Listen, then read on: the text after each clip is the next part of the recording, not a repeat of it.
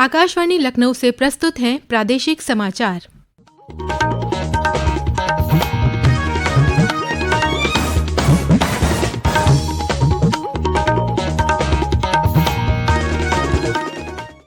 मुख्य समाचार।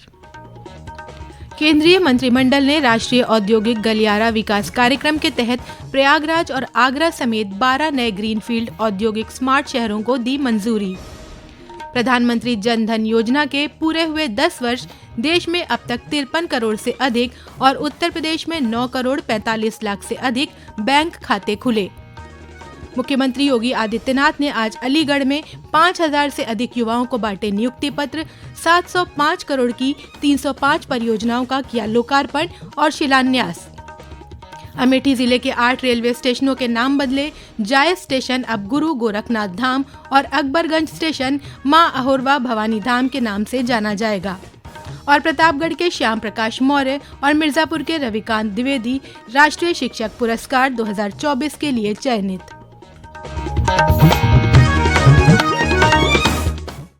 नमस्कार, प्रदेश के समाचारों के साथ मैं तनवीर फातिमा और अब समाचार विस्तार से। केंद्रीय मंत्रिमंडल ने देश के औद्योगिक परिदृश्य को बदलने के लिए राष्ट्रीय औद्योगिक गलियारा विकास कार्यक्रम के तहत 12 नए ग्रीनफील्ड औद्योगिक स्मार्ट शहरों को मंजूरी दे दी है। नई दिल्ली में कैबिनेट बैठक के बाद मीडिया को संबोधित करते हुए सूचना एवं प्रसारण मंत्री अश्विनी वैष्णव ने कहा कि इन औद्योगिक क्षेत्रों में संयुक्त अनुमानित निवेश 28,602 करोड़ रुपए होगा। उन्होंने कहा, इन परियोजनाओं से 10 लाख प्रत्यक्ष और 30 लाख तक अप्रत्यक्ष रोजगार सृजित होंगे। 10 राज्यों में फैले और रणनीतिक रूप से नियोजित 6 प्रमुख गलियारों के साथ ये परियोजनाएं भारत की विनिर्माण क्षमताओं और आर्थिक विकास को बढ़ाने की दिशा में एक महत्वपूर्ण छलांग लगाएंगी। ये औद्योगिक क्षेत्र उत्तर प्रदेश में आगरा और प्रयागराज, उत्तराखंड में खुरपिया, पंजाब में राजपुरा, पटियाला, महाराष्ट्र में दिघी, केरल में पलक्कड़, बिहार में गया, तेलंगाना में जहीराबाद, आंध्र प्रदेश में ओरवाकल और कोप्पर्थी और राजस्थान में जोधपुर पाली में स्थित हैं। इसके अलावा केंद्रीय मंत्रिमंडल ने 234 नए शहरों में 730 निजी FM चैनलों की ई-नीलामी कराने का प्रस्ताव स्वीकार कर लिया है। प्रधानमंत्री जन धन योजना के आज 10 वर्ष पूरे हो गए हैं। योजना के तहत अब तक 53 करोड़ से अधिक लाभार्थियों को बैंकिंग सुविधा प्रदान की जा चुकी है। इस अवसर पर प्रधानमंत्री नरेंद्र मोदी ने सभी लाभार्थियों को बधाई दी है और इस योजना को सफल बनाने वालों को धन्यवाद दिया है। प्रधानमंत्री ने एक सोशल मीडिया पोस्ट में कहा कि जन धन योजना ने वित्तीय समावेशन को बढ़ावा देने और करोड़ों लोगों, विशेषकर महिलाओं, युवाओं और हाशिए पर रहने वाले समुदायों को सम्मान देने में महत्वपूर्ण भूमिका निभाई है। मुख्यमंत्री योगी आदित्यनाथ ने योजना के 10 वर्ष पूरे होने पर सोशल मीडिया पोस्ट में कहा कि अंत्योदय के संकल्प, सामाजिक और आर्थिक परिवर्तन को गति प्रदान करती इस योजना ने गरीब कल्याण के नए कीर्तिमान स्थापित किए हैं। इस योजना के तहत उत्तर प्रदेश में 9 करोड़ 45 लाख से अधिक लोगों के खाते खोले गए हैं। इन खातों में लगभग 48,757 करोड़ रुपए जमा हैं। मुख्यमंत्री योगी आदित्यनाथ ने आज अलीगढ़ में जनपद स्तरीय वृहद रोजगार और ऋण मेले के अंतर्गत 5000 से अधिक युवाओं को नियुक्ति पत्र बांटे। साथ ही उद्यमियों को 35 करोड़ से अधिक का ऋण वितरित किया। मुख्यमंत्री ने 1500 से अधिक छात्र छात्राओं को टैबलेट दिए और 705 करोड़ की 305 विकास परियोजनाओं का लोकार्पण और शिलान्यास किया। इस मौके पर मुख्यमंत्री ने कहा कि विकास का कोई विकल्प नहीं हो सकता, इसके लिए सुरक्षा जरूरी है। उन्होंने कहा कि 2017 के बाद बिना भेदभाव डबल इंजन सरकार ने युवाओं को रोजगार दिलाने का काम किया है। 2017 के बाद आज अलीगढ़ का नौजवान भी सरकारी नौकरी प्राप्त करता है, कोई भेदभाव नहीं होता। व्यावसायिक शिक्षा विभाग आज आपको वर्ल्ड क्लास ITI और स्किल डेवलपमेंट के सेंटर देगा। टैबलेट स्मार्टफोन हम 2 करोड़ नौजवानों को दे रहे हैं। ये उत्तर प्रदेश के विकास और प्रतिभा का आधार बनेगा। तो यही विकसित उत्तर प्रदेश, जब हम 17 में आए थे, देश की 6ठी 7वीं अर्थव्यवस्था थी, आज नंबर 2 की अर्थव्यवस्था है और बहुत शीघ्र अगले 3-4 वर्षों में उत्तर प्रदेश देश के नंबर 1 की अर्थव्यवस्था के रूप में स्थापित करने के बड़े लक्ष्य के साथ में कार्य करता है। उत्तर रेलवे लखनऊ मंडल ने अमेठी जिले के 8 रेलवे स्टेशनों के नाम बदलने को मंजूरी देते हुए आदेश जारी कर दिया है। अमेठी जिले के कासिमपुर हॉल्ट को अब जाय सिटी के नाम से जाना जाएगा। इसी तरह जाय स्टेशन का नाम गुरु गोरखनाथ धाम होगा। मिश्रौली को मां कालीकंद धाम, बनी को स्वामी परमहंस, अकबरगंज को मां अहोरवा भवानी धाम, वजीरगंज हॉल्ट को अमर शहीद भाले सुल्तान, फुर्सतगंज को तपेश्वर नाथ धाम व निहालगढ़ को महाराजा बिजली पासी के नाम से जाना जाएगा। पूर्व केंद्रीय मंत्री स्मृति ईरानी ने स्टेशनों के नाम बदलने के लिए पत्र लिखा था। मंदिरों, संतों और स्वतंत्रता सेनानियों का सम्मान करके क्षेत्र की सांस्कृतिक पहचान और विरासत को संरक्षित करने के लिए ये पहल रेलवे की ओर से की गई है। आचार संहिता उल्लंघन मामले में सपा नेता और पूर्व कैबिनेट मंत्री आजम खान को रामपुर की एमपी एमएलए कोर्ट ने आज बरी कर दिया।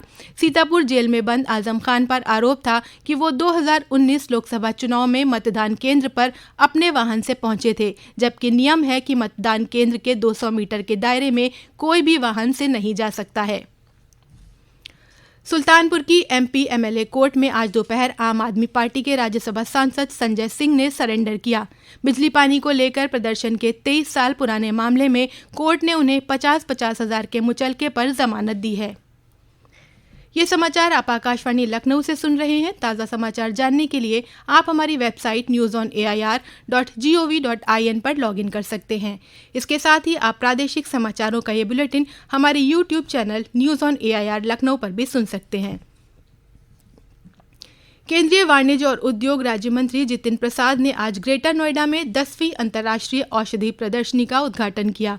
कार्यक्रम को संबोधित करते हुए केंद्रीय राज्य मंत्री ने कहा कि भारत का औषधि क्षेत्र वर्ष 2030 तक $130 अरब का उद्योग बन जाएगा, जो वर्तमान में लगभग $55 अरब है। श्री प्रसाद ने कहा कि भारत दवाओं की मात्रा के मामले में तीसरे सबसे बड़े उद्योग के साथ दुनिया की फार्मेसी के रूप में जाना जाता है। उन्होंने कहा कि भारत 3000 से अधिक फार्मा कंपनियों का घर है और उसके पास 10,500 से अधिक निर्माताओं का एक सशक्त तंत्र है। प्रतापगढ़ के मानधाता ब्लॉक स्थित उच्च प्राथमिक विद्यालय मल्लूपुर के श्याम प्रकाश मौर्य और मिर्जापुर के प्राथमिक विद्यालय भगेसर के रविकांत द्विवेदी को राष्ट्रीय शिक्षक पुरस्कार 2024 के लिए चयनित किया गया है। इन्हें शिक्षक दिवस के अवसर पर 5 सितंबर को नई दिल्ली में पुरस्कृत किया जाएगा। केंद्रीय शिक्षा मंत्रालय ने राष्ट्रीय शिक्षक पुरस्कार 2024 के लिए देश भर से 50 शिक्षकों के नामों की घोषणा की है। चयनित शिक्षकों को पुरस्कार के रूप में 50-50 हजार रुपए नगद, चांदी का मेडल और प्रमाण पत्र दिया जाएगा। राष्ट्रीय पुरस्कार के लिए चयनित प्रतापगढ़ के मल्हौरपुर स्थित उच्च प्राथमिक विद्यालय के शिक्षक श्याम प्रकाश मौर्य परिषदीय बच्चों को प्रोजेक्टर के माध्यम से आधुनिक तकनीक का उपयोग करते हुए इस तरह से पढ़ाते हैं कि उन्हें आसानी से समझ में आ सके। श्री मौर्य ने 2022 में ऑनलाइन ग्रुप बनाकर पूरे जिले के बच्चों को राष्ट्रीय आय आधारित परीक्षा के लिए प्रेरित किया था। इसमें 785 चयनित बच्चों को 3,76,00,000 की छात्रवृत्ति मिल रही है।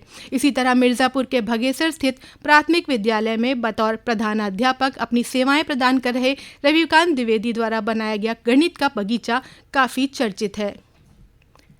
लखनऊ के केडी सिंह बाबू स्टेडियम में देश के सबसे बड़े फुटबॉल क्लब मोहन बागान और ईस्ट बंगाल के बीच 2 सितंबर को डे नाइट मैच खेला जाएगा। मैच का उद्घाटन मुख्यमंत्री योगी आदित्यनाथ करेंगे। इस प्रमोशनल मैच का आयोजन अखिल भारतीय फुटबॉल महासंघ द्वारा उत्तर प्रदेश सरकार और उत्तर प्रदेश फुटबॉल एसोसिएशन के सहयोग से किया जा रहा है। राजस्थान में 9वें ओपन जयपुर गेम्स चैंपियनशिप में जौनपुर के बनकट गांव के एथलीट अजीत यादव ने हाई जंप स्पर्धा और शेष बहादुर मौर्य ने गोला फेंक स्पर्धा में गोल्ड मेडल जीतकर प्रदेश का मान बढ़ाया है। और अंत में मुख्य समाचार एक बार फिर। केंद्रीय मंत्रिमंडल ने राष्ट्रीय औद्योगिक गलियारा विकास कार्यक्रम के तहत प्रयागराज और आगरा समेत 12 नए ग्रीनफील्ड औद्योगिक स्मार्ट शहरों को दी मंजूरी। प्रधानमंत्री जन धन योजना के पूरे हुए 10 वर्ष, देश में अब तक 53 करोड़ से अधिक और उत्तर प्रदेश में 9 करोड़ 45 लाख से अधिक बैंक खाते खुले। मुख्यमंत्री योगी आदित्यनाथ ने आज अलीगढ़ में 5,000 से अधिक युवाओं को बांटे नियुक्ति पत्र। 705 करोड़ की 305 परियोजनाओं का किया लोकार्पण और शिलान्यास। अमेठी जिले के 8 रेलवे स्टेशनों के नाम बदले। जाय स्टेशन अब गुरु गोरखनाथ धाम और अकबरगंज स्टेशन मां अहोरवा भवानी धाम के नाम से जाना जाएगा। और प्रतापगढ़ के श्याम प्रकाश मौर्य और मिर्जापुर के रविकांत द्विवेदी को राष्ट्रीय शिक्षक पुरस्कार 2024 के लिए चुना गया। प्रादेशिक समाचारों का ये बुलेटिन यहीं समाप्त होता है। नमस्कार।